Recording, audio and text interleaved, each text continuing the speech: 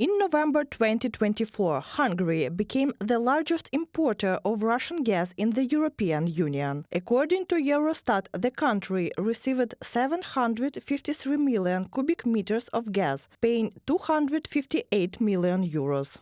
Over the first 11 months of 2024, Hungary purchased more Russian gas than during the entire year of 2023, as calculated by Radio Free Europe journalists. However, on January 1, 2025, the contract between Ukraine's Naftogaz and Russia's Gazprom expired. Kyiv announced it had no intention of renewing the agreement. Hungary and Slovakia, the primary importers of Russian gas in the EU, reacted negatively to this decision. The prime ministers of both countries called for the resumption of Russian gas transit through Ukraine.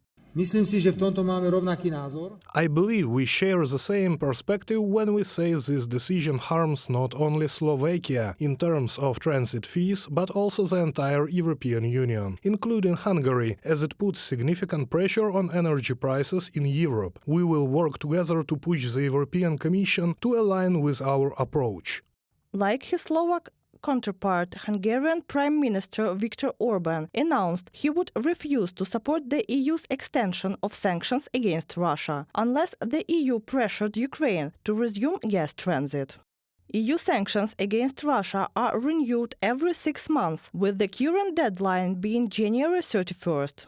Sanctions renewal is currently on the agenda, and I have hit the brakes, asking European leaders to understand that this cannot go on. Orban claimed that EU sanctions against Russia have cost Hungary around 19 billion euros. He did not elaborate on how these figures were calculated, but demanded Brussels pressure Ukraine to turn on the taps.